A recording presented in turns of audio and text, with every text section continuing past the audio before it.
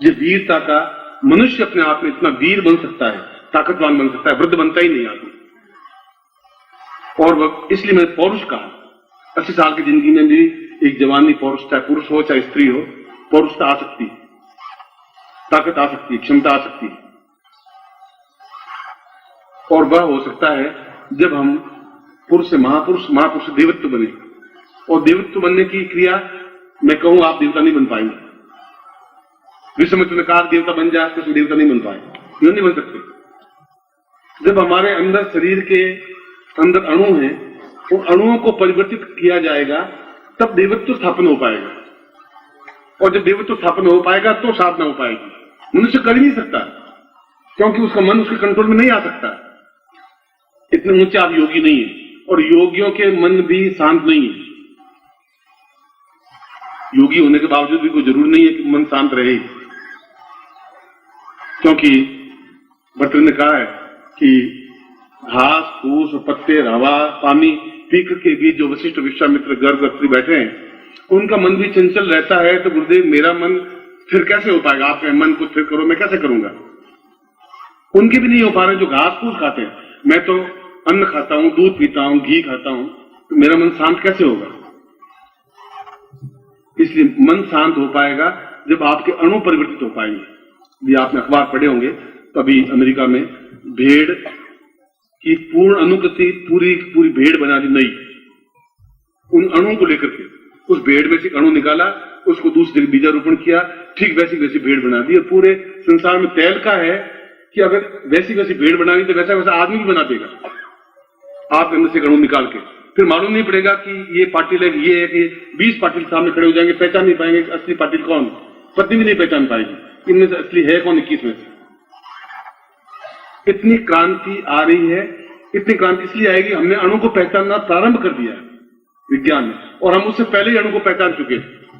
कणाद ने अणु की पूरी व्याख्या की है, कणाद ने और कुछ लिखा ही नहीं। उन्होंने कहा कि व्यक्ति देवत्व तब स्थापन कर सकता है, तब साधना में सिद्धि प्राप्त कर सकता है, जब उसके अणु परिवर्तित होंगे। और हमारे अणु अगर राक्षस में ज्यादा है तो हम राक्षस वृत्ति के होंगे, और हम हैं राक्षस वृत्ति। स्वीकार करना पड़ेगा। हम केवल आलोचना करते हैं, गालियां देते हैं, मन में वितृष्णा रखते हैं, झूठ बोलते हैं, दूसरों के प्रति ईर्ष्या रखते हैं। राक्षस वृत्ति है। देवत्व वृत्ति बहुत कम है, आती है मिट जाती है। स्थायी देवत्व वृत्ति तब बन पाएगी जब हमारे अणुओं में परिवर्तन होगा। यदि आपके अंदर हार्ट वापिस स्थापन करें या किडनी वापिस नई किडनी लगाएं, तो आपके ब्लड टेस्ट नहीं होगा। ब्लड टेस्ट से कुछ नहीं होता है। ए ग्रुप है, बी ग्रुप है, वो तो देखा ही जाएगा। फिर उसके बाद मांस पिंड देखा जाएगा कि आपका मांस और जिसकी किडनी दे रहे हैं उसका मांस एक जैसा है कि नहीं। फिर उसके बाद में उसके मांस के अंदर के जो अणु हैं उनको मिलाएंगे कि ए या A2 या A3 या A4 या A5 अणु मिलेंगे तो किडनी आपके शरीर में या हार्ट आपके शरीर में समाहित हो पाएगा। अणु तक पहुंचना पड़ेगा।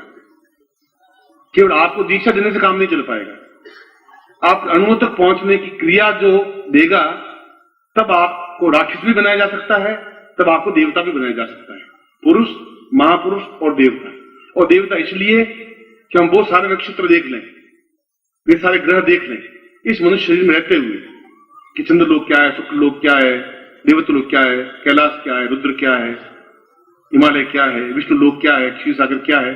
अब देखे ही नहीं तो फिर मनुष्य शरीर धारण ही क्यों किया, फायदा भी क्या हुआ। धनवान कैसे बनाया जा सकता है, करोड़पति कैसे बन सकते हैं, दरिद्री कैसे बन सकते हैं, योगी संतान कैसे पैदा कर सकते हैं, वो सब अणुओं के माध्यम से होगा। देवताओं के यहाँ देवता पैदा हो सकते हैं, राक्षसों के यहाँ राक्षस ही पैदा होंगे। अधिकतर बेटा बाप की तरह ही बनेगा, अधिकतर चेहरा ऐसे ही बनेगा, ऐसी वृत्तियां बनेगी। इसलिए अणुओं को परिवर्तित करने की जरूरत है। और अणुओं को परिवर्तित आम व्यक्ति, आम गुरु नहीं कर सकता। जिसको ज्ञान ही नहीं है वो नहीं कर सकता। अणु है कहां? आप मांस निकाल, वहां तो अणु है नहीं। मांस के टुकड़े टुकड़े वहां भी अणु नहीं है। और शरीर के एक एक रोम में अणु है। अणु का मतलब है एक सुई की नोक पर 5000 अणु आते हैं।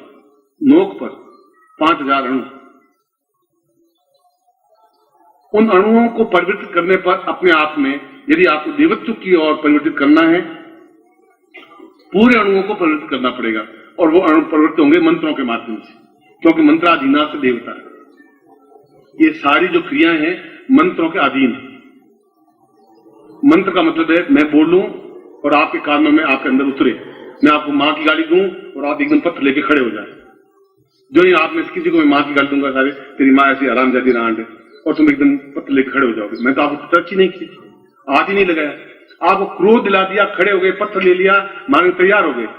आप मेरे बीच में क्या था? शब्द थे, मैंने शब्द बोला, आपके अंदर उतरा। अगर आपको क्रोध दिला सकता हूं तो फिर देवता भी बना सकता हूं।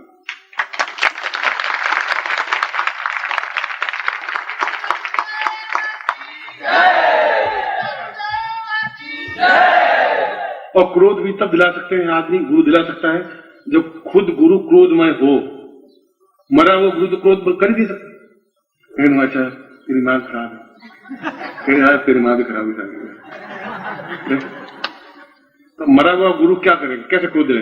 मैं सारा राम जा साले उल्लू के पट्टे, माँ तेरी बदमाश, मैं जान दो साला, और तुम खड़े हो जाओ। अगर मैं क्रोध में बनूंगा तो आपको क्रोध में बना सकूंगा। मैं खुद मरा हुआ हूं तो आपको मतलब क्रोध में कैसे दिला सकता हूं? इसलिए आपके मेरे बीच में एक संवाद प्रेषण है, एक शब्द है, और शब्द मिलकर के आपको क्रोध दिलाया है, और ठीक वे शब्द मिलकर के मंत्र बनता है।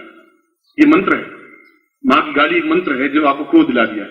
वो मंत्र है जो आपको देवता बना सकता है। शब्दों का संगोपन योग जो है, मैं योग शब्द बोल रहा हूं, जो दो शब्दों को जोड़ने की क्रिया है वो मंत्र कहलाता है। वो चाहे अच्छा है चाहे बुरा है। और जब तक हम देवता बनेंगे नहीं तब तक साधनों में सिद्धि नहीं मिल सकती, नहीं सफलता मिल सकती। इससे पहले हम अपवित्र पवित्र हुआ करते हैं, गंगा जल स्नान प्रयास और संकल्प करते हैं और एक आत्मा लेते हैं। ये सब बाहरी कर्म कांड तो करते हैं, तो अंदर कुछ परिवर्तित तो होता ही नहीं होता। तो आप जैसे साल भर पहले वैसे वापस आके खड़े हो जाते हैं। आपको दोष है नहीं, इसलिए दोष नहीं है कि आप उस जगह आके कभी मेरे सामने खड़े नहीं हुए। अब जब खड़े हुए कि भाई अब एमए पास लड़का हो गया है, अब इसको मैं डॉक्टरेट करवा सकता हूँ। पहली क्लास वाले को डॉक्टरेट करवा भी नहीं सकता था। इतने घिसते 5 साल 8 साल, अब ये विश्वास हो गया अब मैं इनको अनुप्राणित करके देवत्व बना सकता हूँ। अब संसार को दिखा सकता हूँ कि ये मेरे शिष्य हैं जिन पर मुझे गर्व है, ये अब मैं संसार को बता सकता हूँ। अब वो किया।